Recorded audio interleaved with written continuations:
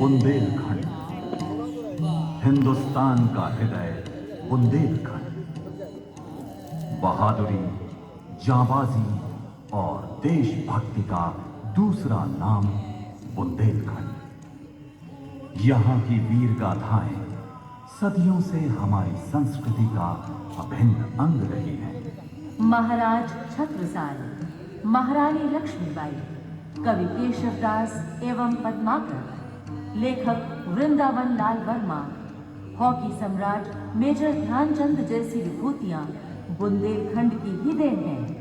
उत्तर में यमुना, उत्तर पश्चिम में चंबल, दक्षिण में विंध्याचल और दक्षिण पूर्व में पन्ना और अजयगढ़ से घिरा बुंदेलखंड वर्तमान के उत्तर प्रदेश और मध्य प्रदेश दोनों ही राज्यों का हिस्सा है।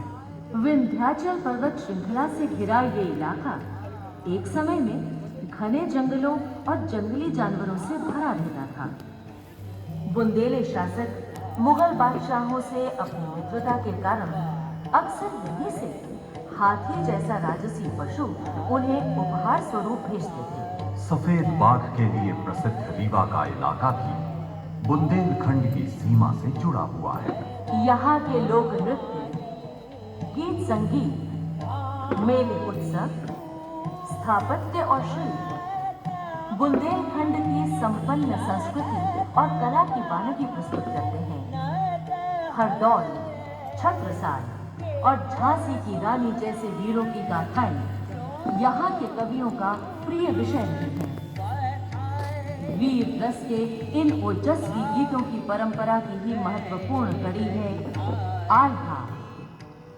आज भी उत्तर और मध्य प्रदेश के जनजीवन में आल्हा काफी लोकप्रिय है और उतना ही लोकप्रिय है यहाँ का लोक नृत्य राई। दतिया, झांसी, महोबा और ओरछा में स्थित महल और किले बुंदेलखंड की स्थापत्य कला के अभूतपूर्व नमूने हैं। जहां एक तरफ इन भवनों के निर्माण में इस्लामी प्रभाव स्पष्ट दिखाई देता है, तो दूसरी तरफ बुंदेलखंड के मंदिर और अन्य धार्मिक स्थल हिंदू स्थापत्य कला के बेहतरीन नमूने हैं। खजुराहो स्थित मंदिरों की प्रसिद्धि सिर्फ भारतवर्ष में ही नहीं बल्कि पूरे विश्व में फैल चुकी है।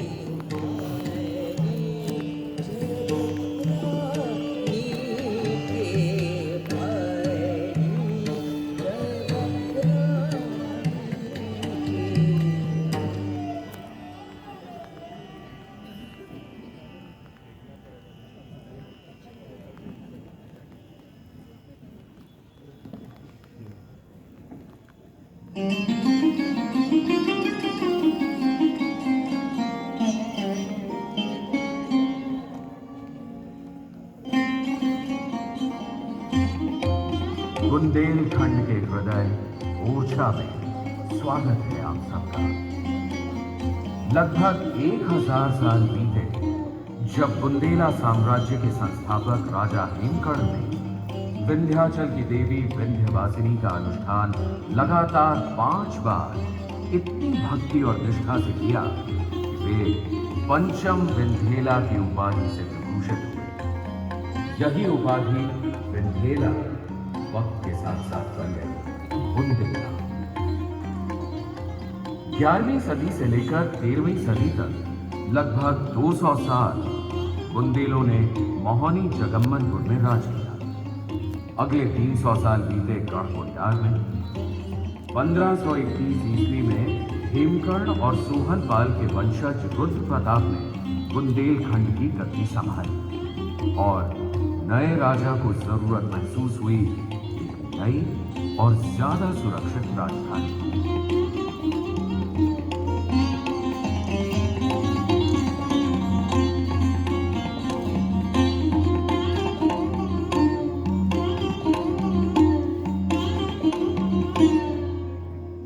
राजा रुद्र प्रताप अपने कुछ विश्वस्त सरदारों के साथ नई राजधानी की तलाश में आ पहुंचे बेतवा नदी के किनारे। राजा रुद्र प्रताप को यह इलाका सुंदर और मनोहारी होने के साथ साथ शत्रुओं के दृष्टिकोण से अत्यंत सुरक्षित लगा और इसीलिए उन्होंने यहां अपनी नई राजधानी की स्थापना करने का निर्णय किया।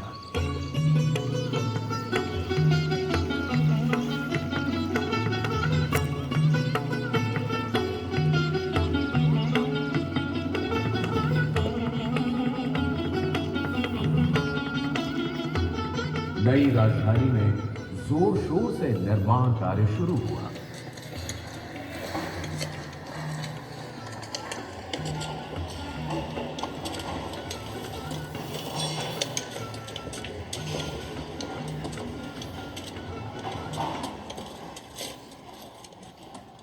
महाराजा रुद्र प्रताप ने ओरछा की सुरक्षा के ख्याल से राजधानी के चारों तरफ एक विशाल दीवार बनवानी शुरू कर दी। लेकिन अफसोस,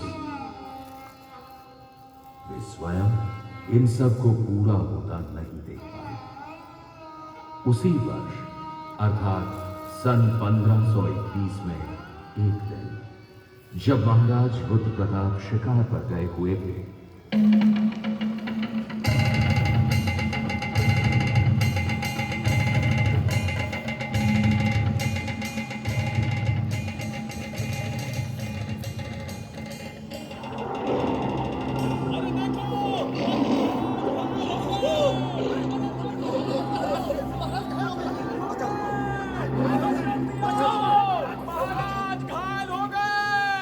और वहीं एक लंगड़ी गाय को शेर से बचाते हुए रुद्र प्रताप का देहांत हो गया।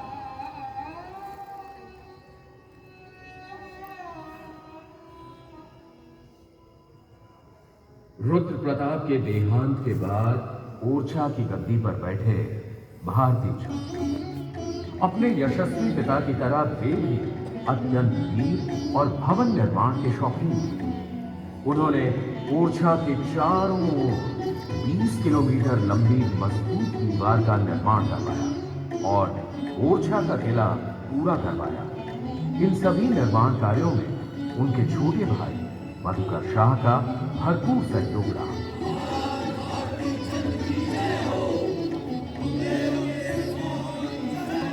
हंसी खुशी का माहौल था। तभी भारती चंद के प्रिय दोस्त और कलिंजार के सरदार किरीट शाह का दूत दरबार में आ पहुंचा। भारती चंद ने पूछा, क्या समाचार लाए हो कलिंजार के दूत? किरीट शाह कुशल मंगल से तो हैं? नहीं महाराज, हमारा राज्य बड़ी भारी विपदा में फंस गया है। शेर शाह सूरी ने अपनी विशाल सेना के साथ कलिंजार पर आक्रमण कर दिया है। मधुकर शाह, जी महाराज। फौज को तैयार होने का हुक्म दिया जाए। जल्द से जल्द कलिंजार के लिए कूच करना होगा। और मधुकर, इस मुहिम का नेतृत्व करोगे तुम। जो आज्ञा महाराज।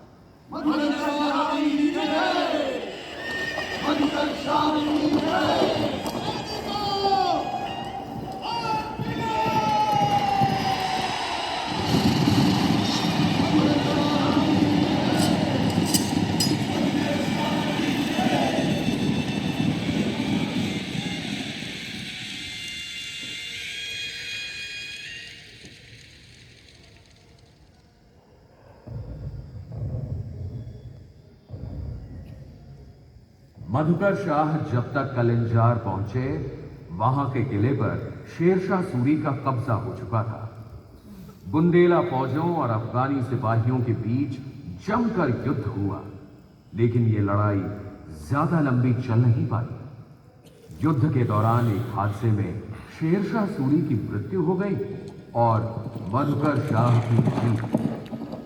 इधर ओरछा में महाराज भारती चंद जब पूजा के लिए मंदिर की सीढ़ियां चढ़ रहे थे, तभी उन्हें ये समाचार मिला। महाराज की जय हो। शुभ समाचार है, युद्ध में हमारी विजय हुई। शेरशाह सूरी मारा गया महाराज।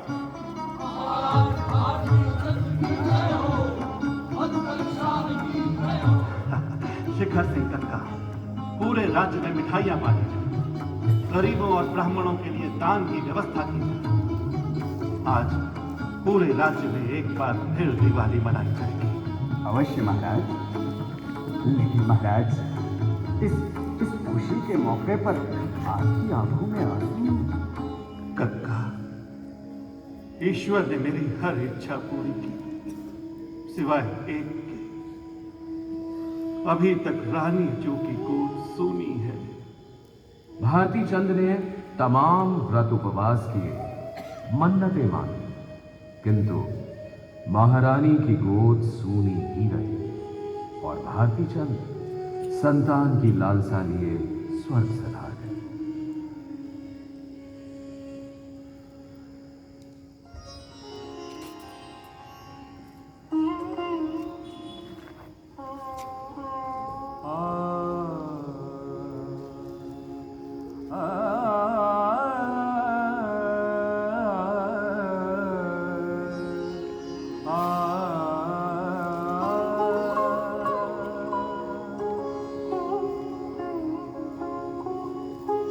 बोली छो आए थे बोलत नाही ने मोसो कहा कछु चूक के हारी।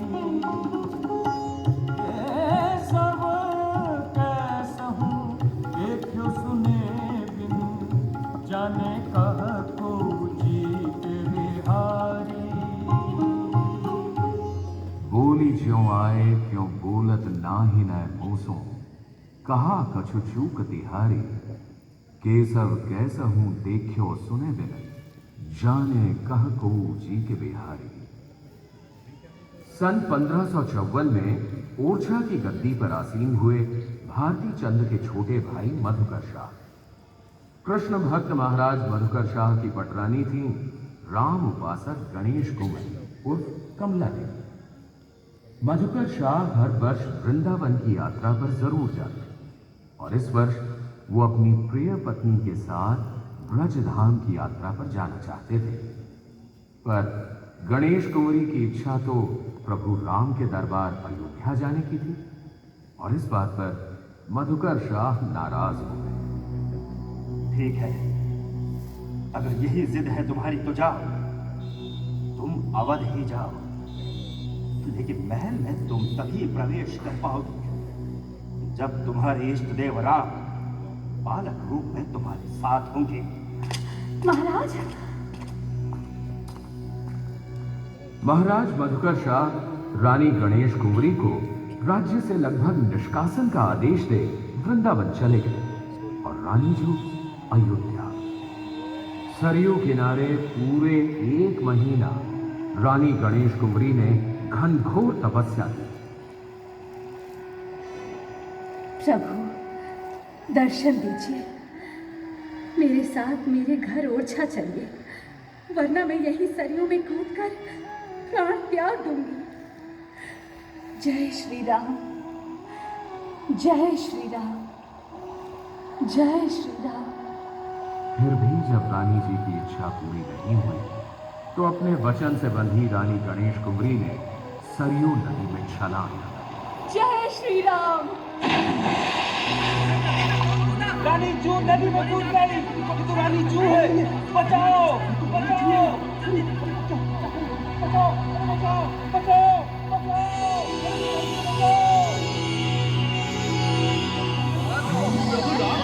चमत्कार हो गया, चमत्कार हो गया, चमत्कार हो गया। बाल रूप प्रभु राम प्रकट हुए हैं और रानी जू की सफल हुई।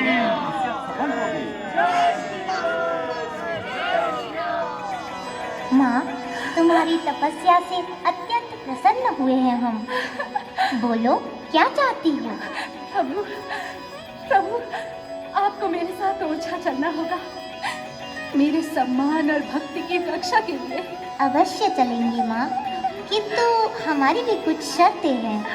बोलिए प्रभु, बोलिए ना, आपकी हर शर्त स्वीकार है मुझे। पहली शर्त, यहाँ से ओरछा तक की यात्रा पैदल होगी।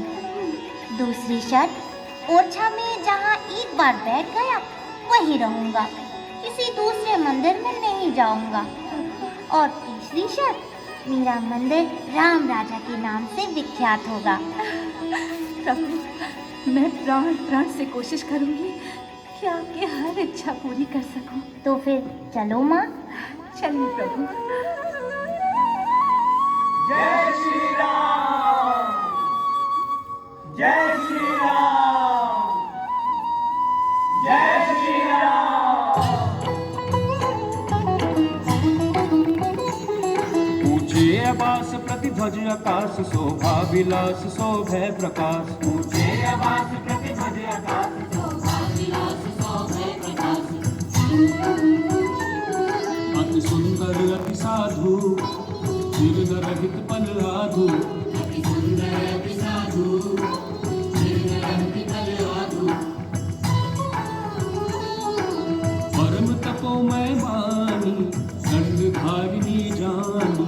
परम तपोमय वाणी दंडधारिणी जानी। जब रानी साहिबा अपने बाल स्वरूप राम की प्रतिमा गोदी में लिए ओरछा पहुंची तो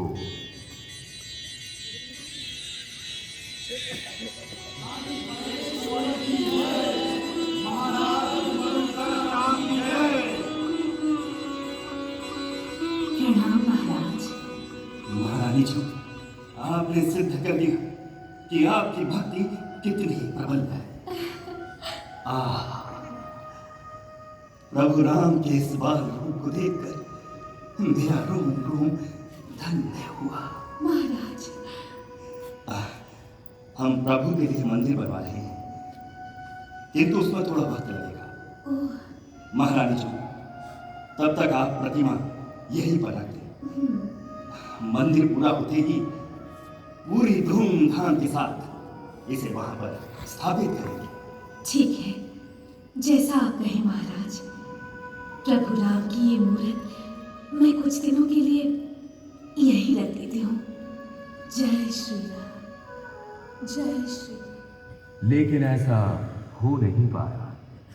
भगवान रामचंद्र जी के लिए बनाया गया महल जब पूरा हुआ और महारानी गणेश कुंवरी के शयन कक्ष से भगवान रामचंद्र की प्रतिमा को हटाने की कोशिश की गई तो वो वहां से हिली ही नहीं।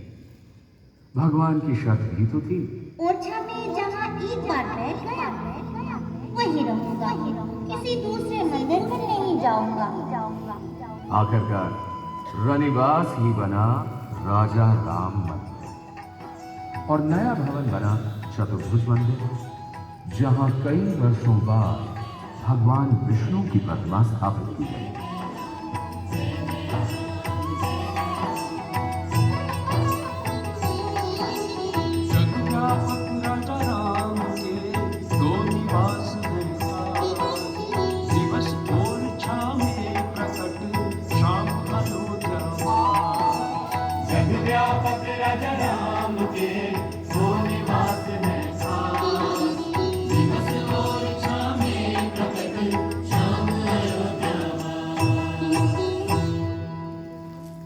अपनी 6 रानियों से मधुकर शाह के 8 बेटे हुए।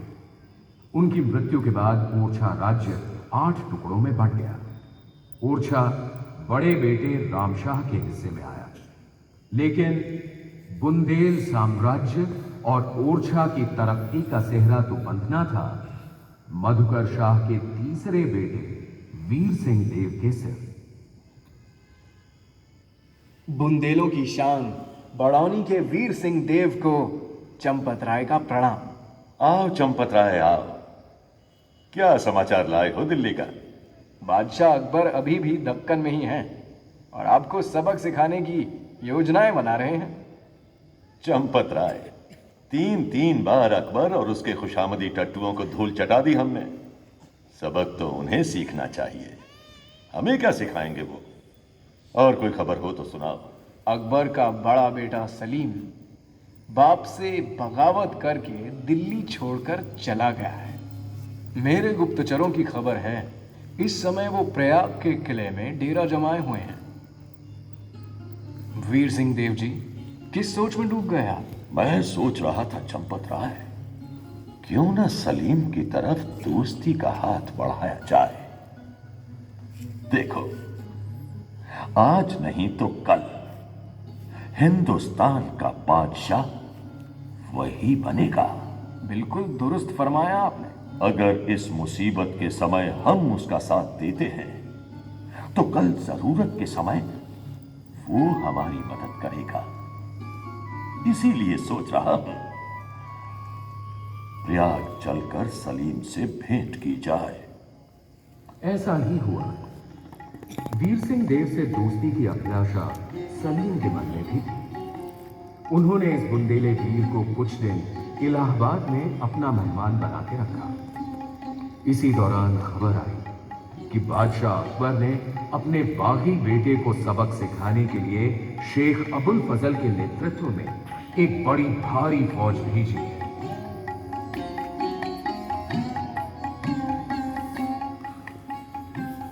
शहजादे सलीम, आप चिंता न करें। मुगलिया फौजों से दो हाथ करने का खूब अनुभव है आपके इस दोस्त को। बुंदेलों की हिम्मत और जाबाजी के हम एक अरसे से कायल हैं वीर सिंह देव, और ये भी मालूम है कितने ही अबुल फजल आ जाए, आप जैसे दोस्तों के रहते वो हमारा बाल भी बांका नहीं कर सकते। अब हमें आज्ञा कीजिए ताकि हम वापस बड़ौनी जाकर युद्ध की तैयारी शुरू करें। मैं आपको वचन देता हूं शहजादे कि आपका दुश्मन अबुल फजल युद्ध भूमि से जिंदा वापस नहीं जा पाएगा।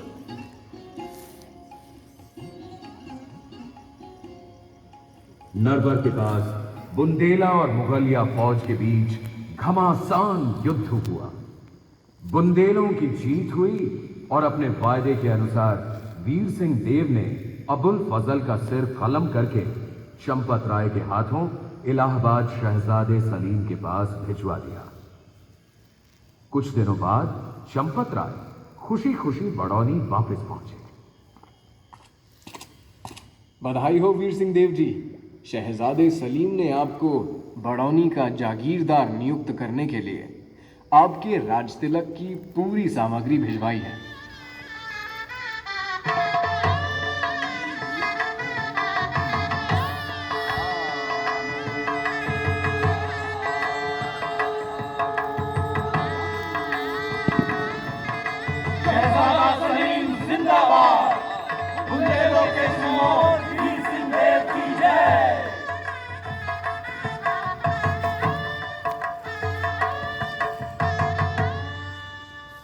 वीर सिंह देव के 7 भाइयों में से एक थे इंद्रजीत सिंह।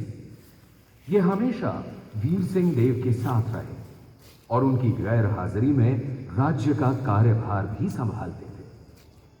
अपने पिता और भाई की ही तरह इंद्रजीत सिंह भी कला प्रेमी थे, लेकिन उनकी रुचि का क्षेत्र था गीत संगीत।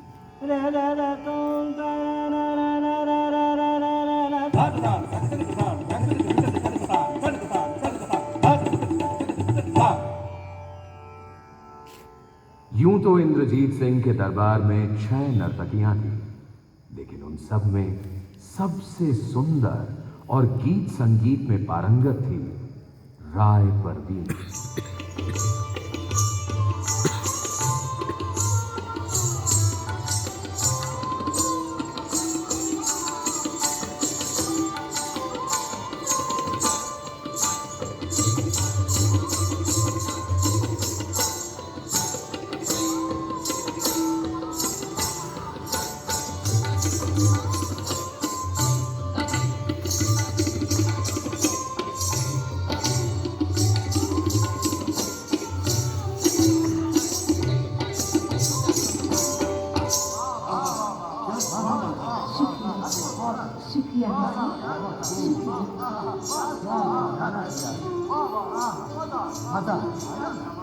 इंद्रजीत सिंह जी, आप क्या कहते हैं?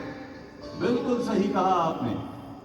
राय परवीन सचमुच बेजोड़ गायिका और नर्तकी है। जल्द ही ओरछा किले के बगल में राय परवीन का महल होगा। शुक्रिया हुजूर, इनायत है। नहीं, तुम नहीं जानती राय परवीन, तुम्हारी प्रसिद्धि कहां कहां तक पहुंच चुकी है। वो दिन दूर नहीं जब आगरा तक तुम्हारी धूम होगी। ये तो आपकी इनायत है हुजूर।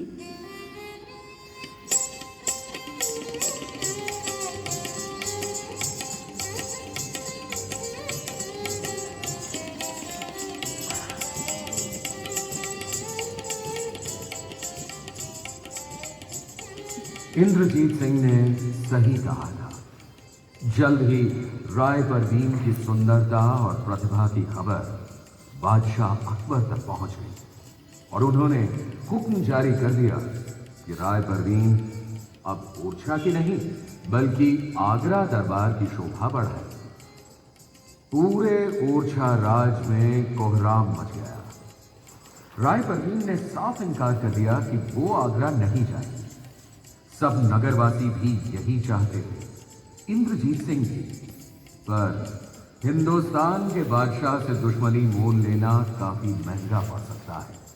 यही सोचकर इंद्रजीत ने अपना मन मारा और बहुत समझा बुझाकर राय परवीन को आगरा भिजवाया।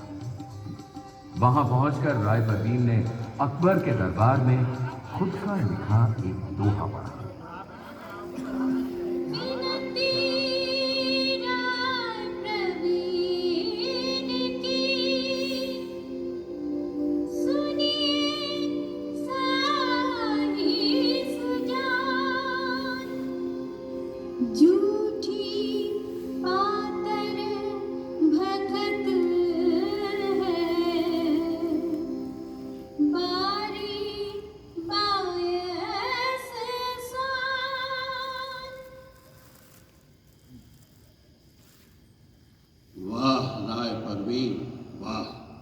शहंशाह हिंदुस्तान तुम्हारी खूबसूरती से तो मुतासिर हुए।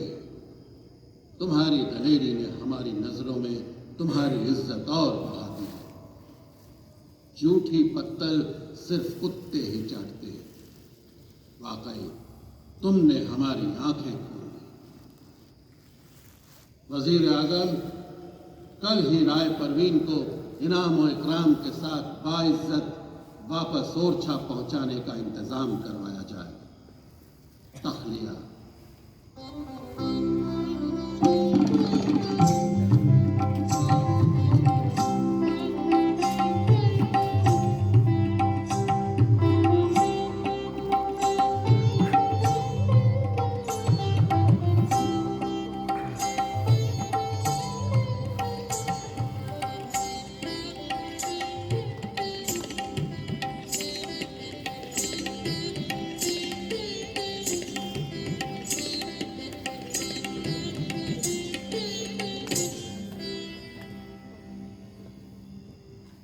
वीर सिंह देव का ओरछा की गद्दी पर बैठने का सपना पूरा हुआ सन 1606 में, जब अकबर की मृत्यु के बाद शहजादा सलीम जहांगीर के नाम से हिंदुस्तान के अगले बादशाह बने।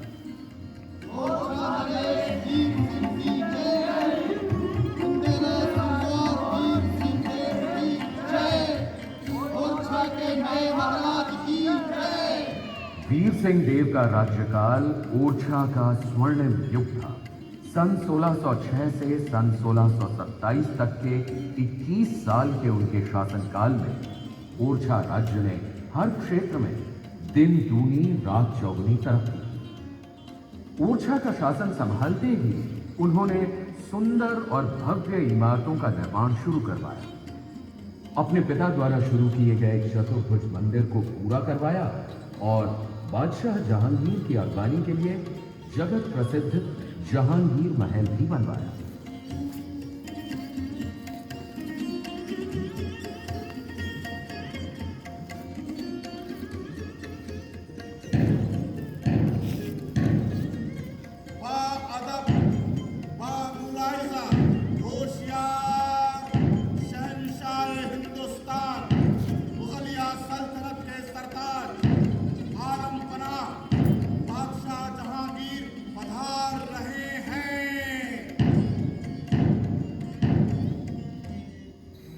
ओरछा के राजा वीर सिंह बुंदेला के करीब खाने में हिंदुस्तान के बादशाह का स्वागत है। वीर सिंह देव, मेरे दोस्त, हम तुमसे बगलगीर होना चाहते हैं।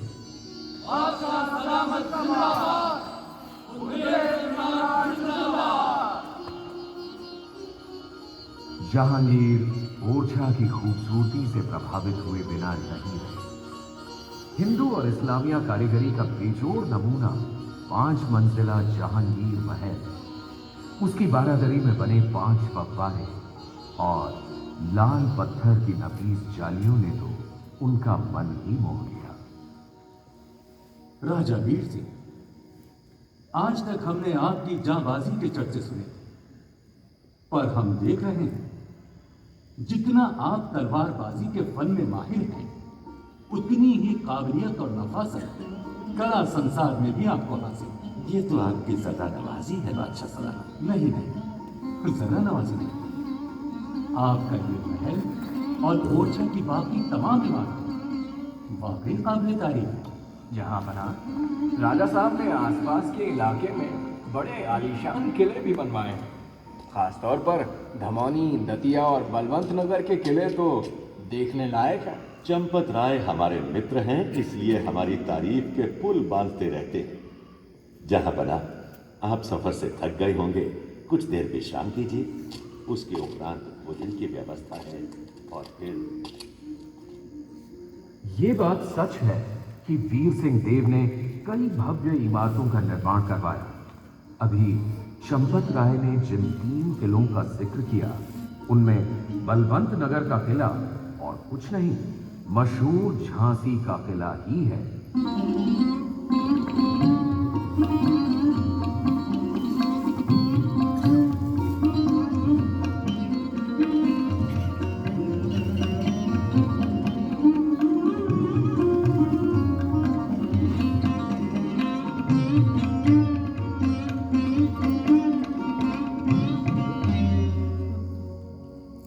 वीर सिंह देव एक कुशल शासक और कला प्रेमी व्यक्ति होने के साथ साथ अत्यंत न्यायप्रिय राजा थे।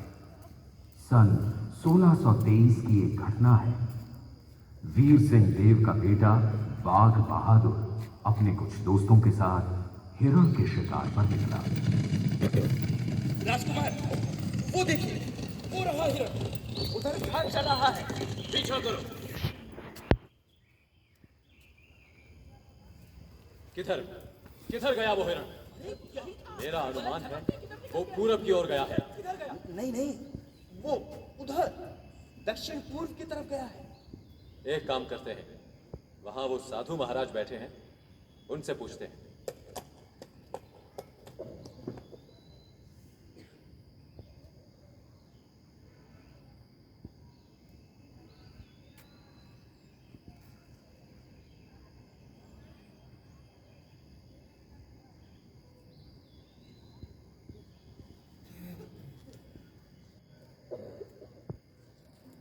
बाघ बहादुर ये समझ नहीं पाया कि साधु महाराज ने मौन व्रत रखा था। दिन भर गलत दिशा में भटककर शाम को जब वो खाली हाथ वापस आया तो गुस्से और निराशा में आग बबूला हो रहा था। साधु जी को देखकर बाघ बहादुर का पारा 7वें आसमान पर पहुंच गया।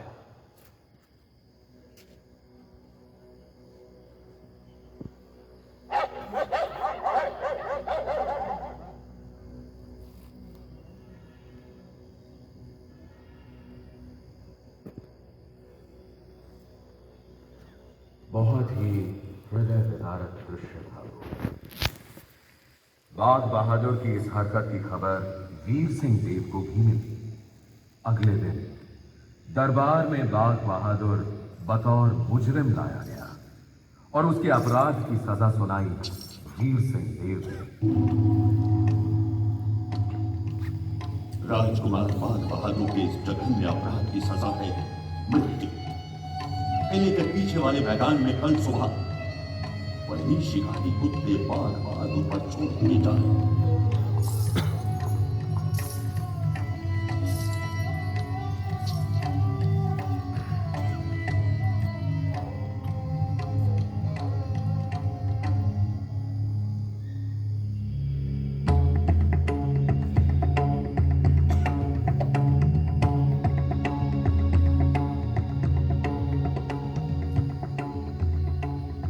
काल का पहिया कभी रुकता नहीं। 21 साल ओरछा पर राज करके 1627 ईस्वी में बुंदेलों के महानायक वीर सिंह देव का निधन हुआ। ओरछा की गद्दी पर बैठे उनके ज्येष्ठ पुत्र जुझार सिंह।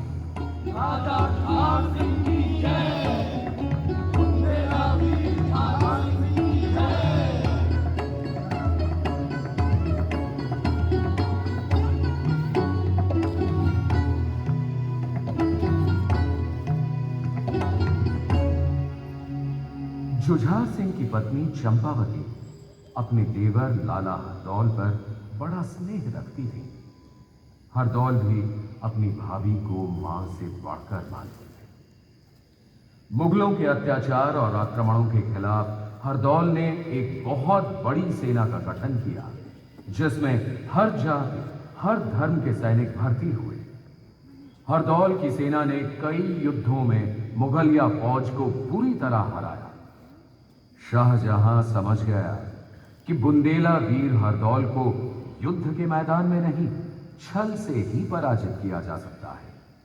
उसने हरदौल के बड़े भाई जुझार सिंह को आगरा बुलवाकर उसे हरदौल के खिलाफ भड़काना शुरू कर दिया।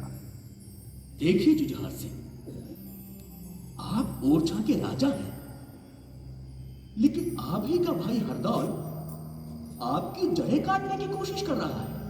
ये क्या कह रहे हैं जहांपना? हरदौल मेरे बेटे की तरह है और मेरी पत्नी तो उसकी मां जैसी है। और यही मां बेटे आपका कत्ल करके बुंदेलखंड की सत्ता हड़प लेना चाहते हैं। अच्छा ये बताइए, हरदौल ने एक बहुत बड़ी फौज कायम की है ना? जी हाँ, और वो तो बुंदेलखंड की रक्षा के लिए है।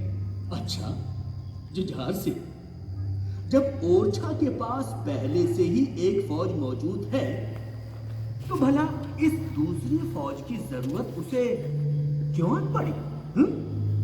बादशाह की इस दलील के सामने जुझार सिंह चुप रहे।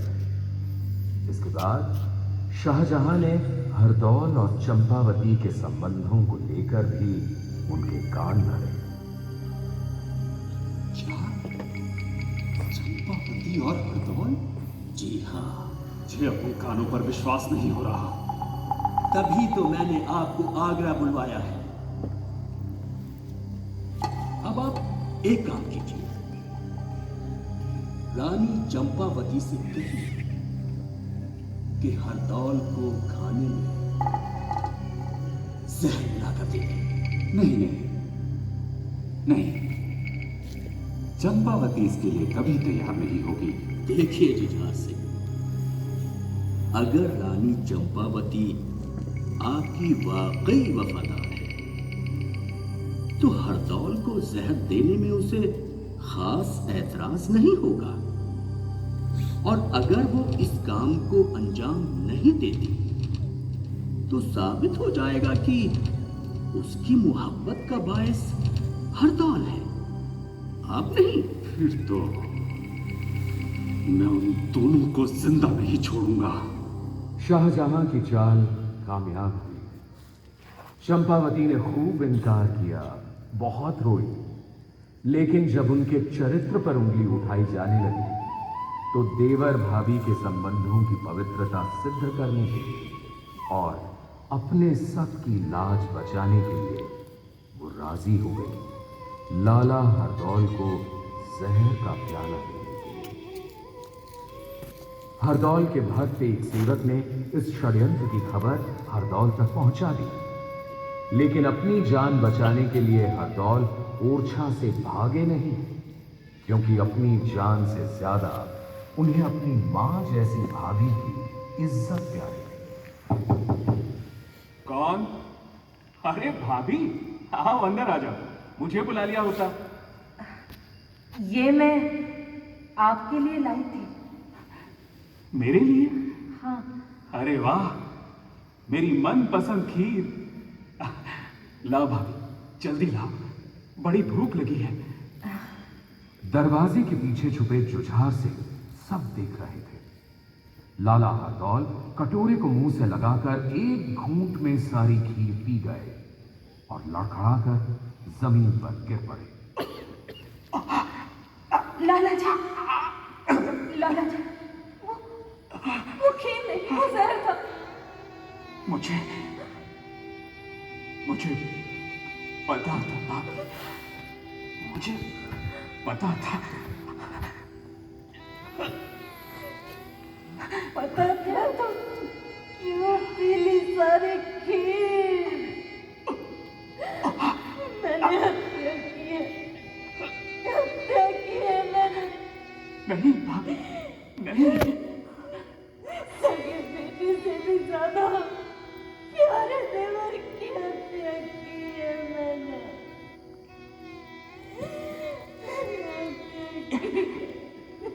ये जहर तो मैंने खुद पिया है अपने हाथों। भैया जुझार सिंह, अंदर आ जाओ भैया। हरदौल देख लो, तुम्हारी पत्नी सच्चरित्र है। हरदौल मेरे भाई, बड़ी भारी भूल हुई है मुझसे। हरदौल तुम दुश्मनों के फेर में आ गए भैया। माफ कर दो। दुश्मनों के फेर में आ गए। मैं तो चला भैया, लेकिन भाई बुंदेलों के दुश्मन से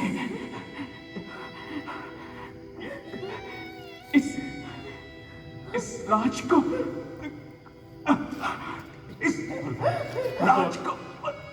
हरदौल, हरदौल। लाला जी,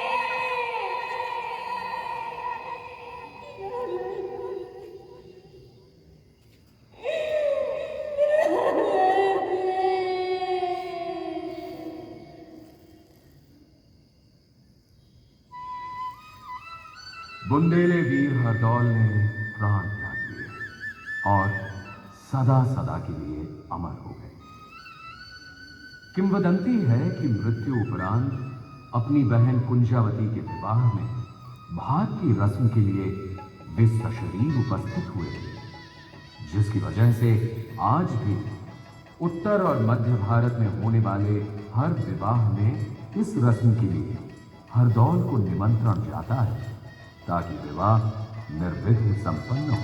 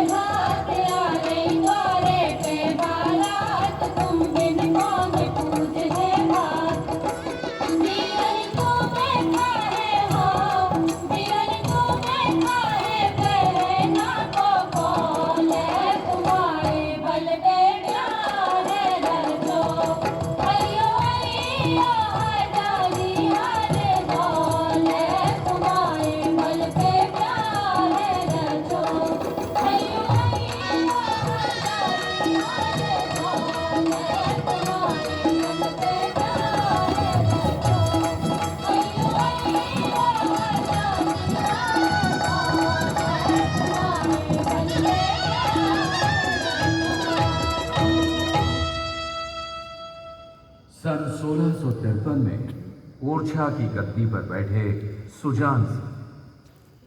ऐसा कहा जाता है कि मुगल बादशाह औरंगजेब की बेटी बदरुन्निसा और सुजान सिंह के बेटे इंद्रमणि में गहरा प्रेम था।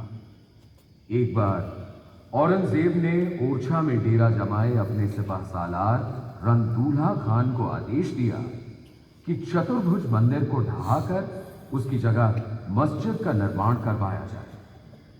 कई बुंदेले सरदार मंदिर के मुख्य पुजारी प्राणनाथ प्रभु के पास पहुंच गए। चतुर्भुज मंदिर में ही मंत्रणा शुरू हो गई।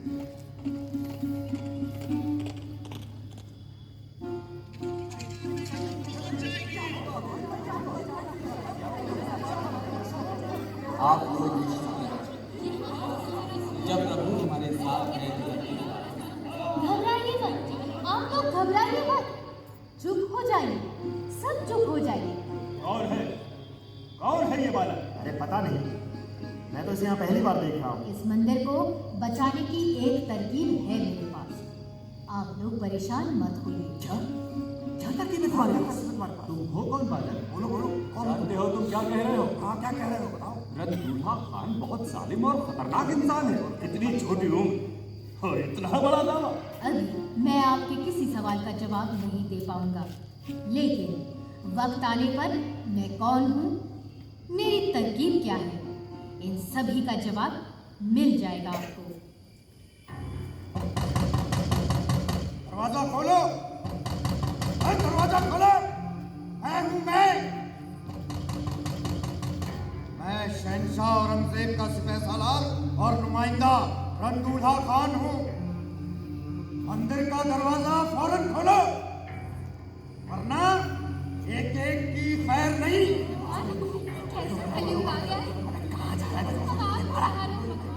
सभी बहुत डरे हुए थे, लेकिन पंडित प्राणनाथ ने मंदिर का दरवाजा खोला। रंगदूल्हा खान कड़क कर बोला, कौन हो तुम और ये दरवाजा बंद क्यों था? मैं इस मंदिर का पुजारी प्राणनाथ प्रभु हूँ और कलम कर दो इस पुजारी का सर। ठहरो, खबरदार जो किसी ने एक कदम भी बढ़ाया। विद्दी सा छोकरा हमें धमकी देता है। कलम करो इस पुजारी का सर और इस छोकरे का भी। रंगदूल्हा खान, तुम्हारी इतनी जुर्रत, जानते नहीं मैं कौन हूँ? ये बच्चा अपनी पगड़ी क्यों उतार रहा है? ये लड़का नहीं, ये तो लड़की है। शहजादी बदरुन्निसा, आप यहाँ?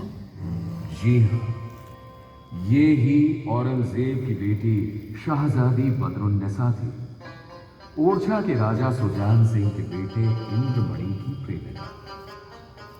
आप जो ये चतुर्भुज मंदिर देख रहे हैं, ये उसी की बदौलत कायम है। हिंदू मुस्लिम सौहार्द की एक अनुपम मिसाल।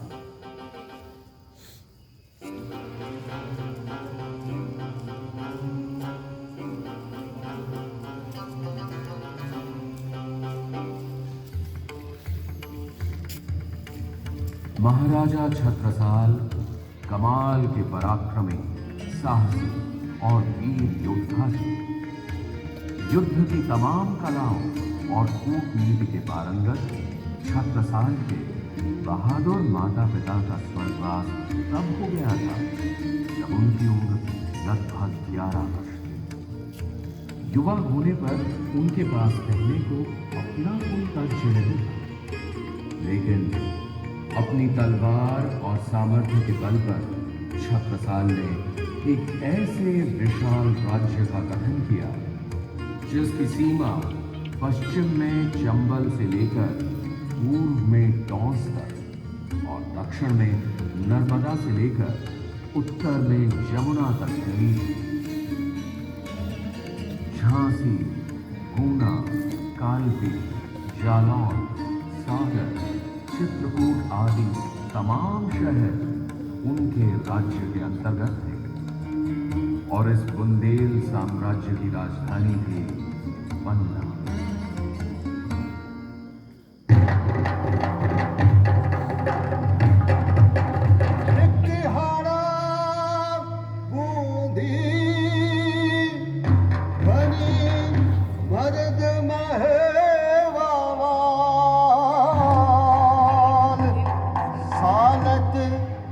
औरंगजेब के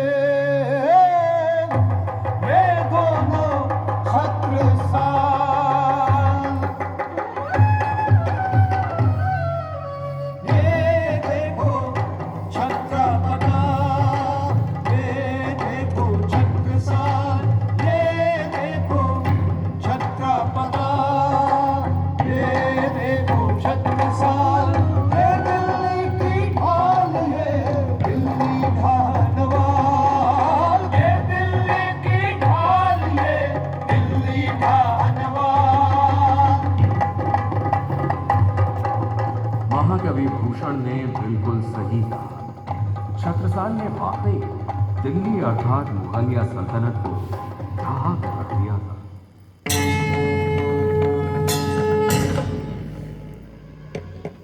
राजा छत्रसाल ने भेलसा के युद्ध में अनवर खां पर विजय प्राप्त की सन 1687।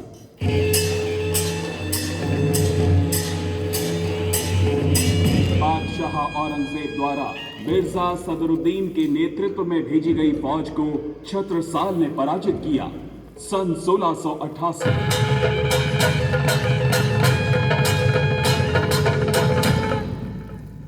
दिल्ली के सूबेदार अब्दुल समद की फौज को मौदहा युद्ध स्थल में राजा छत्रसाल ने नेस्तो नाबूद किया सन 1689।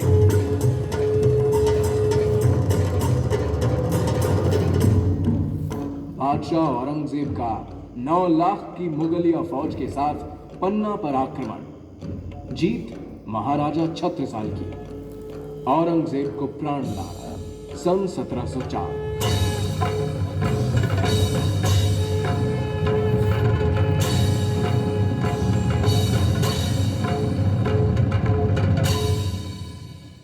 कई वर्षों तक छत्रसाल ने बड़ी कुशलतापूर्वक अपने इस विशाल राज्य पर शासन किया। उनकी वृद्धावस्था में सन 1730 के आसपास इलाहाबाद के शासक मोहम्मद खां बंगश ने पन्ना पर आक्रमण कर दिया। महाराज, युद्ध भूमि के समाचार अच्छे नहीं हैं। मोहम्मद खां बंगश की सेना हमारी बुंदेला सेना पर भारी पड़ रही है, यही कहना चाहते हो ना? बड़ी बुरी होती है वृद्धावस्था। महाराज, आपका स्वास्थ्य ठीक नहीं है। आप विश्राम करें। अरे अब कैसा विश्राम? मैं छत्रसाल बुंदेला, एक समय था सब मेरे नाम से थर्राते थे, पर अब अपना साम्राज्य बचाने में भी असमर्थ। अरे बेटा जगतराज। जी पिताजी। मुझे चाहिए कोई ऐसा योद्धा जो इस संकट की घड़ी में हमारा साथ दे। पिताजी, ऐसा एक व्यक्ति है मेरी दृष्टि में, युवा मराठा वीर बाजीराव पेशवा। बिल्कुल सही नाम सुझाया। मेरी तरफ से उसे संदेशा भेजो। जो गति भाई गजेंद्र की, सो गति पहुंची आज बाजी जात बुंदेल की। राखो बाजी लाज।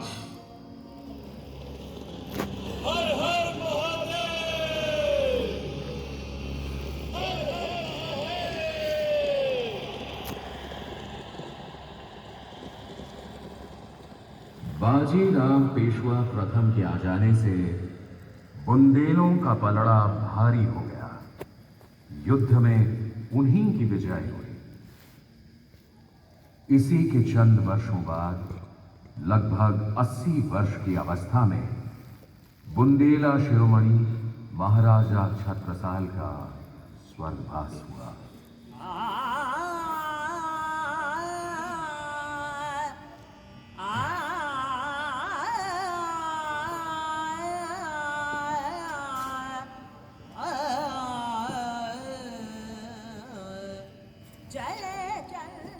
एक समय के अत्यंत शक्तिशाली और प्रभावशाली बुंदेल साम्राज्य की बस अब यही कुछ निशानियां बाकी रह गई हैं।